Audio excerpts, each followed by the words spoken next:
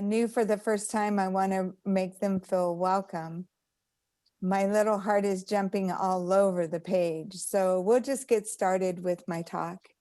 And like Gary said, that we have been talking about conscious connections and this week. And today's talk is Bridges That Last. And the bridges that last for me is, well, I'm a very literal person. It's like bridges that last. Why will we talk about bridges today? The notes that they provide us from home office talked about the structures and what makes a bridge last through time. And it sent me on a little search. So I looked up the 10 oldest bridges in the world. And I discovered that the oldest bridge is in Turkey, and it was built by Roman soldiers, or at least they think it was, because Roman soldiers were the great engineers of the time, around 850 BC. I also looked up the definition of bridge, and oh my God, it just opened up my eyes. It says it's a bridge over something. And I was looking for something a little bit more. The other explanation was that it was an elevated enclosed platform on a ship where the captain and the officers direct operations. And I go, well, the bridge kind of feels like, for me, our mind, it's in the elevated part of our body. And our mind does think it is the captain or the officer directing the ship at times. And the last one, and it really grabbed my interest, was there was a bridge built in France in 1853, and it was the Anger Bridge. And I'm going to share with you the spiritual principles I got from looking at these three bridges. So the first bridge, the one that was built in Turkey in 850 BC, reminds me that we all like to look at the past. We reminisce about the past. We think about who came before us. We are brought up and taught by those who came before us. So we get to learn history. And in the history of all the bridges, you know, how many of them are still standing? How many are still used? So I've been thinking about this all week, because I'm like, how can I bridges to spiritual practice? And so I went into my thought chamber, which I don't know if you guys have one at home. Most people do. But when I got in the shower, all of these things kept coming up for me. And I go, well, the bridges are built to move forward. There's something to cross from where you're at to where you want to go. Bridges are not built to go back. You can go back and forth, but once you cross over the bridge, you've entered into an expanded consciousness of who you are. And in the Bible, it says, in the Bible, it says that you can't put new wine in old wineskins. You can't unlearn something you've learned. The minute you've expanded your experience, you have a new definition or meaning to the past. You apply what you know to what you think you see and feel. So I was journaling about this, trying to write a very impressive talk for you. And I went to bed thinking about bridges. And I found myself in a countryside filled with bridges. And some of the bridges were torn down because the village or the people that lived there had been hurt or affected by people outside of their comfort zone so much that they didn't want anybody crossing bridges anymore. They had torn them down. They didn't want anybody outside of their comfort zone to influence their life. And then over in another area, there was bridges that had been set on fire or blown up by people's reckless behavior, because there are people that when growing up, maybe it's just me, but there was a lot of stuff I did. And then I thought about what I did, how it affected my life, myself, and others. And those bridges, those people, they haven't rebuilt because they didn't want that reckless behavior back in their life. And then as I explored a little bit more, I saw there were bridges that were decorated and memorialized to the past, how it used to be. They had all the love as if they had peaked at their experience and were reminiscent of the past. They longed for what used to be. And the history of all of this was just amazing to me because it was like I was in that field looking at these bridges. But how can we take history and learn from it? And the important thing is, yes, it is good to learn, but the experience of the thing is what teaches us. So we can know something and still cross a bridge we know that's not good for us, or try to go back, or try to rebuild something. I forgot in the dream that I wanted to go back. The memory bridge, it looked like it was calling me. But there was somebody that I had an experience with that had a little TNT dynamite. It's like you step on it and you're gone. I don't want to deal with this anymore. So not everybody is on the spiritual path that we're on. We all can have different experiences looking at the same thing. Would you agree? Anybody want to comment thus far? Got a bridge you want to cross this morning? So the reason why I bring it up is that the emotional, the mental, the physical, all these lessons are important for us, and it's good to notice what we're doing. We can't undo or do over. The bridges are there just to remind us of the history of the lesson that goes with it. Once you cross it, let it be done. You know, I support forgiveness. I support building a bridge toward relationships because life is all about relationships. Forgive people that have hurt you. Even if it's hard, do it anyway. And if someone you have hurt has not asked for forgiveness, I don't recommend you try and cross that bridge unless they're asking for it. Do it energetically first. Sit in the stillness with your higher power and see if the wisdom gives you an intuition that gives you inspiration using your imagination, that it feels like the right thing to do before you take action.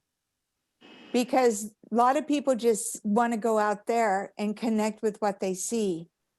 And everything that Science of Mind teaches, everything at the Center for Spiritual Living, is about first connecting with God. So I recommend that the bridge is the infrastructure in your consciousness that you build a relationship with God. Because people, places, and things aren't always on the same path as you. Which reminds me of a country western song. Please forgive me, I am from Texas.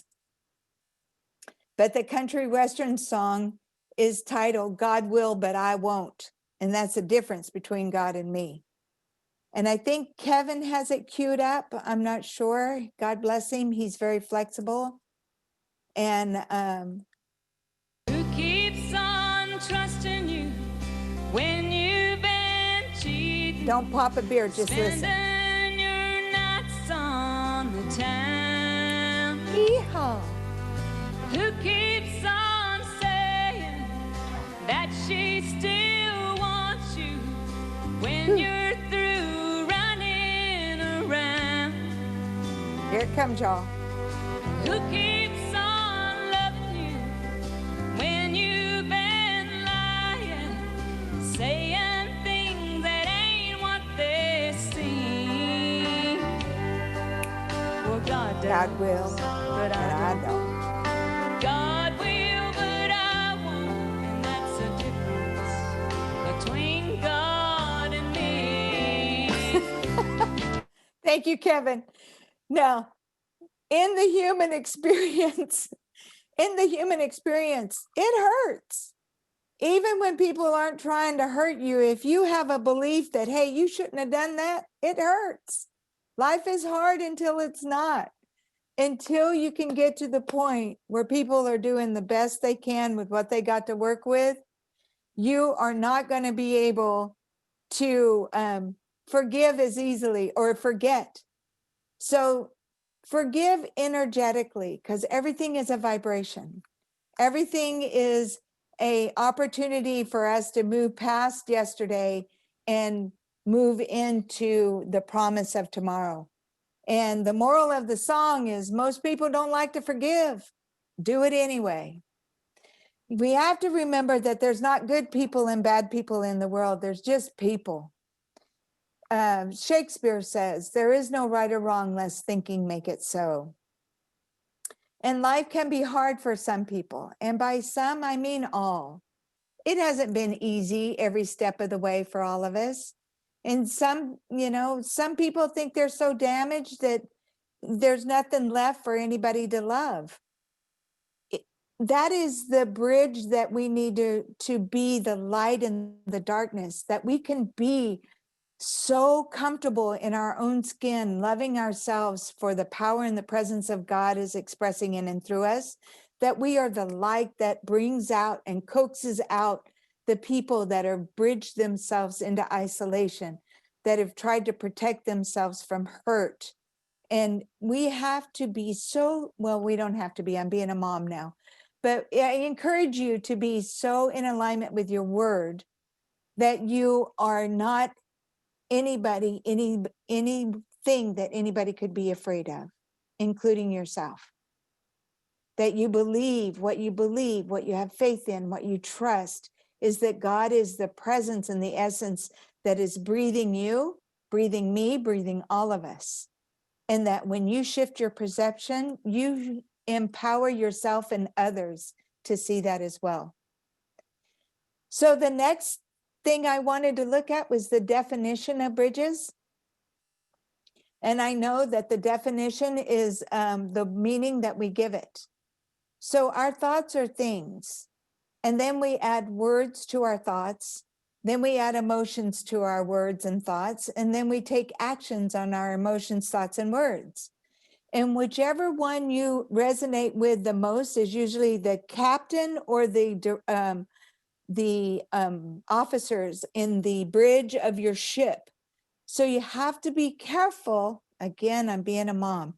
I invite you to be careful that you are noticing what bridge you're crossing and why. Are you crossing a bridge to your destiny, to a higher standing, to a better understanding of life that you can be the light of love? Are you crossing rough terrain? You want to join two places together, that your heart and your mind, your words and your thoughts, your actions and your words, these are all bridges. It's like doing a dot to dot inside your consciousness and discovering God within yourself. Bridge it together until you see, hear, and feel the love that is expressing. Other people don't always understand the newfound love for yourself and others, so be patient. Work on the infrastructure of your life. Put yourself first. When you put yourself first, you're putting God first. When you put God first, you put others first. You prioritize your well-being. I recommend that you sit still and meditate. I know some people don't like the word meditation. They don't like, it's too confining to sit still. But if you don't like that, can you sit still and listen to soothing music? Or can you sit still and read an inspirational book? Or perhaps write in your journal about your gratitude and what made you happy? You need to read, well, gosh, I'm such a mom. I invite you to retrain your nervous system to look for the good. TV, social media has trained us to focus on things that we normally wouldn't even seek out. If we put on TV to be our companion, to be our meditation, to be our spiritual practice, it will fill our heads with fights we don't even want to be in. Everything in moderation is the key. It is not just positivity, it's positivity and negativity that gives you the charge of life.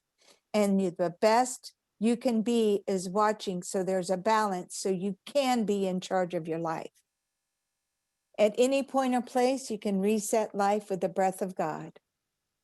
Learn to laugh, learn to love, and learn to pray. And there's people that don't like the word prayer. Just remember this. I want you to remember that the words you use to describe your life become your life. So choose your words wisely. And I must have been missing my roots from Texas because it brought to mind another country western song by the Judds. And if you know anything about the Judds, the mom and the daughter are a singing duet. And the mom has two daughters. And they had two fathers, but nobody told the oldest one. So when the oldest one found out that the man she called dad her whole life wasn't her dad, and the daughter, her sister, and the mom kept it from her, it caused a lot of conflict. It caused a lot of conflict between them. And it caused Winona, good country name, to do a lot of introspective look. And she wrote this song, Love Can Build a Bridge. And I believe that Reverend Kevin is going to set that up for us.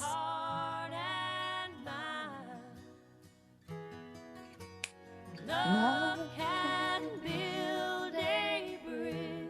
This is a part I like. Don't you think it's time? Don't you think it's time? There's a verse in that song that I really like. And let's see if I can find it.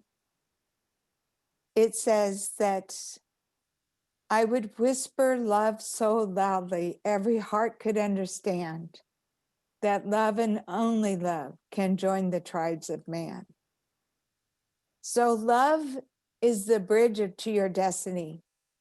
Love isn't always agape love, unconditional love. Love can be hard. Sometimes people you love bring you the best lessons.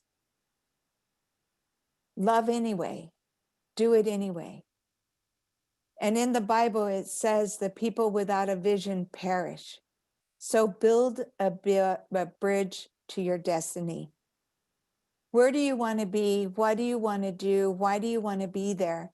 It doesn't have to be some deep philosophical. I want to be healthy and happy. What are the acts and actions I can do to build a bridge to that? Well, the answer, as soon as you ask the question, you will get the answer. In Indiana Jones, Tomb Raiders, I think it was, or something, Harrison Ford had to look for this stone that was going to be what everybody else wanted, and they had captured his dad and they were going to kill his dad. So the intensity was there, and he was running in search, looking at this book, something like a Bible that had symbols and clues, but not definite things, because it's under everybody's own interpretation how to get there. But if you do it, the basics will take you there. So he's reading this book. He gets up in a cave up. He climbs and he notices he's like 10 stories up. And the book says he has to take a leap of faith. And what he wants is across the terrain or the ravine, and it's in the other cave. And he goes, even if I run and jump, I'm not going to be able to do that. And he hears his father say, have faith, believe in what you trust, what you know. So Harrison Ford stands at the end of the cave, puts his foot out, and when it lands on a bridge that appears. It was there the whole time, but it was invisible until you took the first step. So find a bridge that you can cross, because spirit is like that. God waits till you take an action, that you're in alignment with your faith, belief, and your trust, that you're willing to do what's never been done before to get what you've never had before. Bridges are cool. I really enjoyed this now that I'm thinking about it. The last bridge I want to talk to you about is a bridge in France, the one I told you about. It was the Anger Bridge. It was built in 1850. And imagine a bridge that you had to cross called the Anger Bridge. So what happened that there was a platoon of soldiers that was crossing this bridge, and they were all in lockstep. They all hit their foot in rhythm as they crossed the bridge. as they were chanting their affirmations as they crossed the bridge, to keep them focused on anything but their body being tired or the conditions of the environment. They were focused collectively in harmony, in vibration. And they say that the bridge collapsed because of the resonance, the vibrational resonance of their steps and their voices.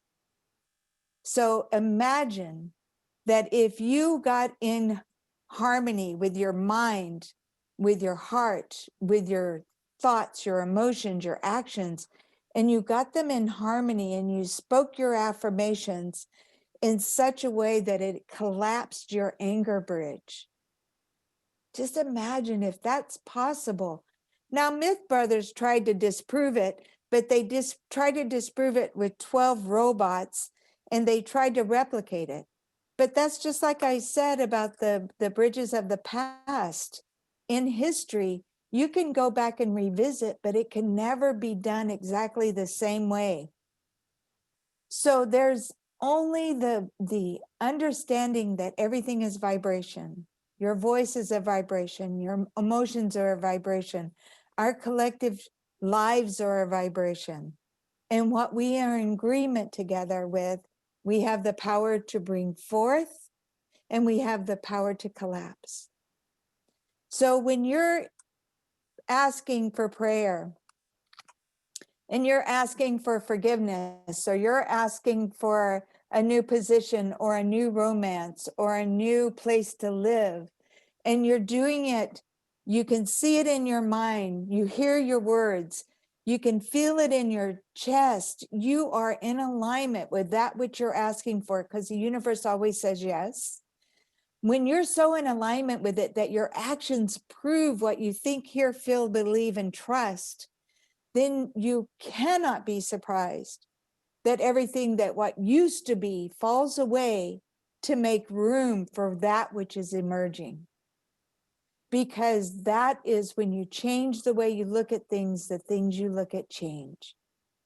I would love to invite you to be in rhythm with love, with God, for we live in a universe that is in harmony, universe, one song. It is something that goes beyond form. Anything that is in form is evidence of the past. Bless what we have, speak about what you want, and know that God always says yes. To be in that faith, that trust of God. And the bridge I truly invite you to consider is the infrastructure, the work, your house. The infrastructure will be work.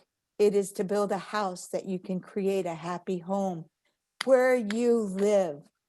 This ship, the captain will listen to the orders that you give it. Be careful what you tell it to do. Reverend Kevin, there's a couple of slides I want to share before I conclude my talk. The first one is from Science of Mind. And it says, the perfect coordination and functioning of the parts of my body in their interrelated action. It is in perfect rhythm and harmony. I am conscious of this perfection, this beauty, this perfect action. First in my thought, then I recognize it in my body as the thought becomes a thing. How powerful is that? What you think about, you bring about. What you focus on builds a bridge for you to move toward. So let's look at, what are we talking about? What do we want? Because the universe, the loving presence of God, is going to say yes. By giving our complete attention to any idea, we automatically embody it. I open my door to love. I open my door to conversation. I open my door to relationships. I forgive me for my misperceptions. I ask forgiveness from you if I've ever hurt you. And I stand in the power of possibility that all of it's been on purpose for the power and the presence of love of God. Thank you very much. And so it is.